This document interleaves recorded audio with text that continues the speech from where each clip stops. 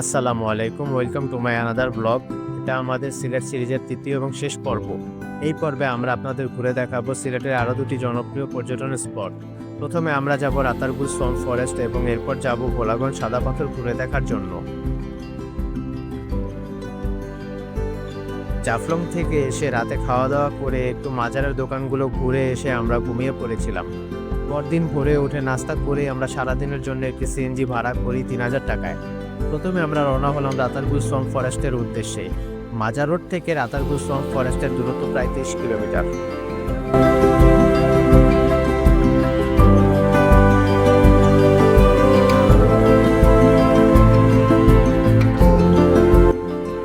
Swamp ফরেস্টে যাবার সময় প্রতিমধ্যে আমরা লক্ষ্য করলাম সিলেটের আন্তর্জাতিক এয়ারপোর্টের রানওয়েতে বাংলাদেশ বিমানের একটি প্লেন টেক অফ করার প্রস্তুতি নিচ্ছিল। তাই আমরা কিছুটা সময় সেখানে দাঁড়িয়ে বিমানের টেক অফ করার মুহূর্তটা উপভোগ করি।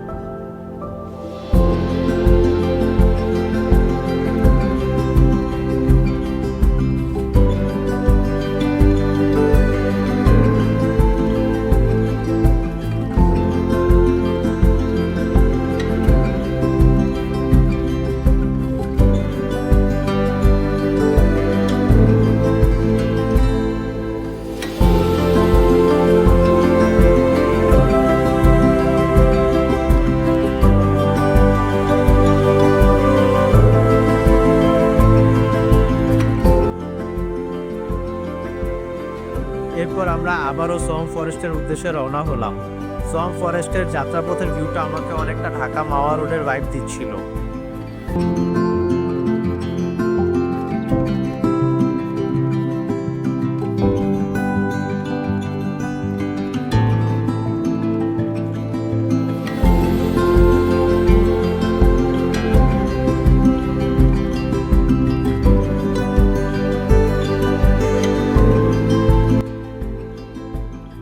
রাতারগুল সোয়াম্প ফরেস্টের ঘাটে এসে প্রথমে আমরা একটি ট্রলার ভাড়া করলাম।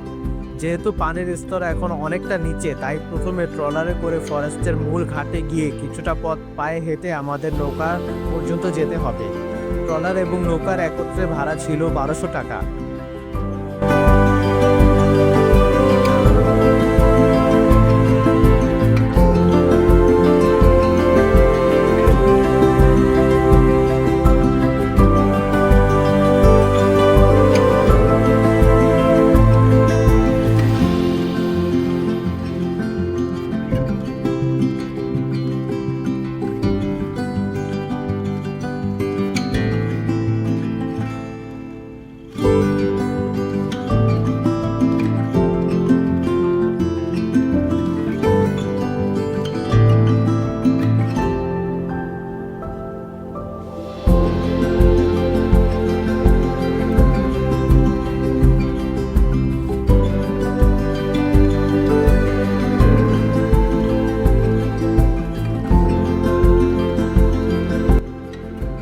রাতারগুল সোয়াম্প ফরেস্ট বাংলাদেশের সিলেটের গোয়াইনঘাটের ফতেহপুর ইউনিয়নের গোয়াইন নদীতে অবস্থিত।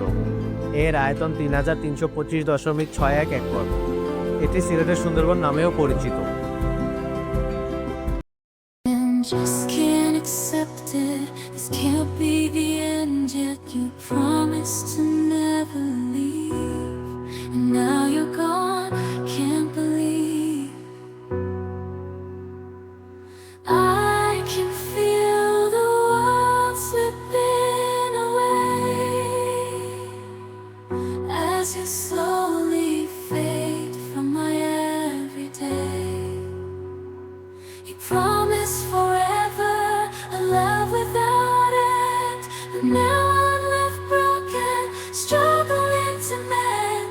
I thought we were so tight. Trawler থেকে নেমে যে পথটি দিয়ে আমরা নৌকার উদ্দেশ্যে হেঁটে যাচ্ছি, আপনারা বর্ষার মৌসুমে ভ্রমণে এলে এই সম্পূর্ণ পথটি নৌকা দিয়েই ঘুরে দেখতে পারবেন। পানির স্তর নিচে নামার কারণে আমরা এই পথটুকু হেঁটেই ঘুরে দেখছি। Staying in my imagination, memorizing the past.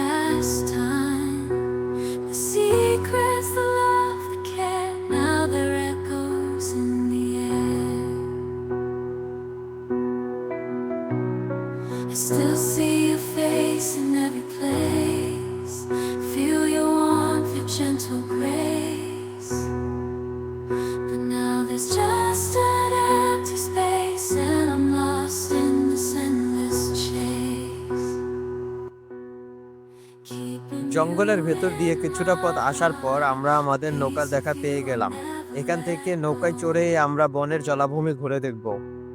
Though distance brings separation, in my heart you'll always glow. I just can't say goodbye, no matter how hard I try. Upon like ours so deep and true. বাংলাদেশের প্রাকৃতিক সৌন্দর্য অত্যন্ত বৈচিত্র্যপূর্ণ ও মনোমুগ্ধকর। এই ছোট্ট দেশটি নদী, পাহাড়, বন, সমুদ্র ও সবুজে ঘেরা এক অসাধারণ প্রাকৃতিক ভান্ডার। রাতারগুল সোয়াম্প ফরেস্ট বাংলাদেশের একমাত্র প্রাকৃতিক জলাবদ্ধ বন। এই বনের প্রধান গাছ হলো করজ গাছ, যা পানির মধ্যেও বেঁচে থাকতে পারে। এই বনে আরও রয়েছে বিভিন্ন জাতের পাখি, বানর, সাপ, গুইসাপ এবং বিভিন্ন প্রজাতির মাছ। জুন থেকে সেপ্টেম্বর মাস এখানে ভ্রমণের অন্যতম সময়, কারণ ওই সময় সম্পূর্ণ বন পানিতে ডুবে থাকে।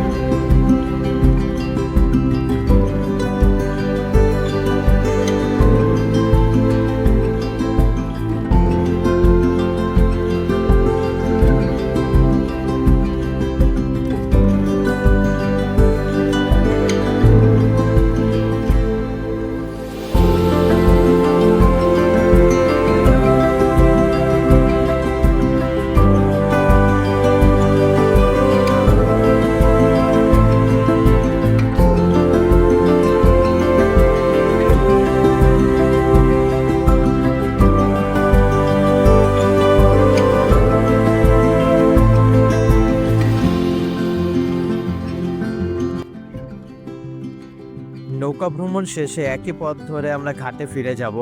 সেখান থেকে আমরা সোজা চলে যাব ভোলাগঞ্জ সাদা পাথর। রাতারগুল সোয়াম্প ফরেস্ট থেকে ভোলাগঞ্জ সাদা পাথরের দূরত্ব প্রায় 35 কিলোমিটার।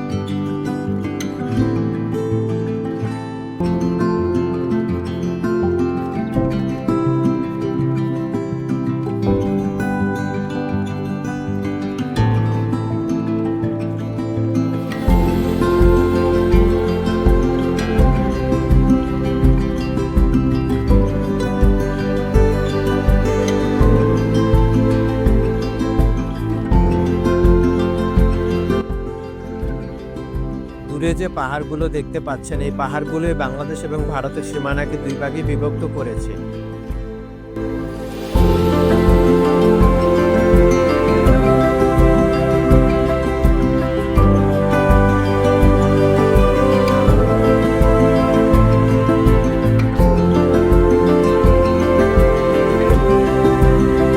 ভোলাগঞ্জ ঘাটে এসে আমরা পুনরায় একটি ট্রলার ভাড়া করলাম সাদা পাথর 0 পয়েন্টে যাওয়ার জন্য, যার ভাড়া ছিল 800 টাকা। এই ট্রলার আমাদের সাদা পাথর নিয়ে যাবে এবং পুনরায় আমাদের সময় মতো ঘাটে ফিরিয়ে নিয়ে আসবে।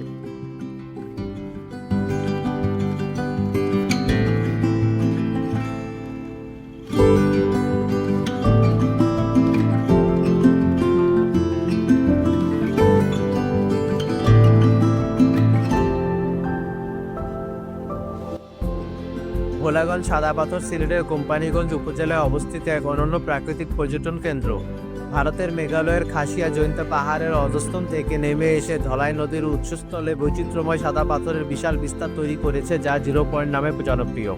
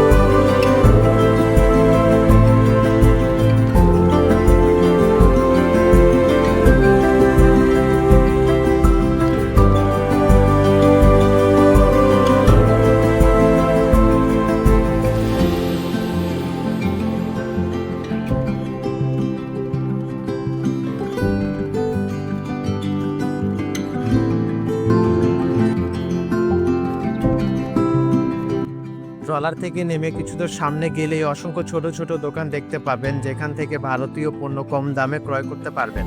তবে অবশ্যই যাচাই বাছাই করে কিনবেন, কেননা ভারতীয় পণ্য বলে দেশীয় কারখানায় তৈরি ভেজাল পণ্য দিয়ে দিতে পারেন।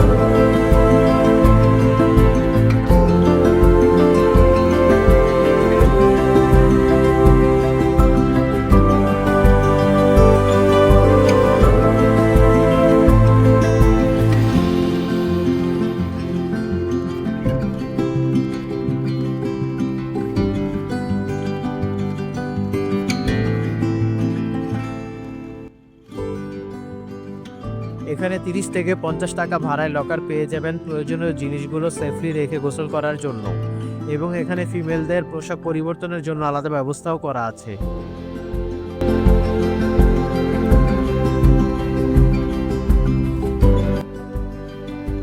শীতল ঠান্ডা পানিতে গোসল করে আমরা আবার একই ট্রলারে করে ফিরে যাচ্ছি ভোলাগঞ্জ ঘাটের উদ্দেশ্যে।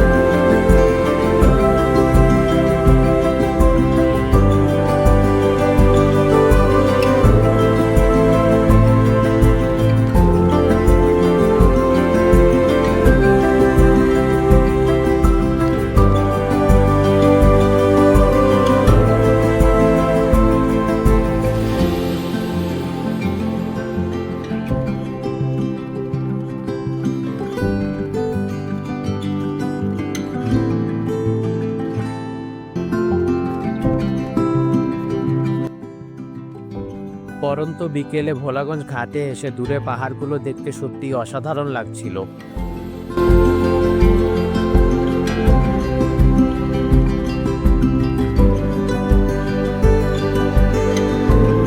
এবার ফিরে যাবার পালা। এখান থেকে আমরা সোজা চলে যাব সিলেট শহরে। জনপ্রতি 750 টাকায় রাত 11:30-এর টিকিট কেটে রেখেছি আমরা ঢাকা যাবার উদ্দেশ্যে। সবাইকে অসংখ্য ধন্যবাদ ভিডিওটি দেখার জন্য।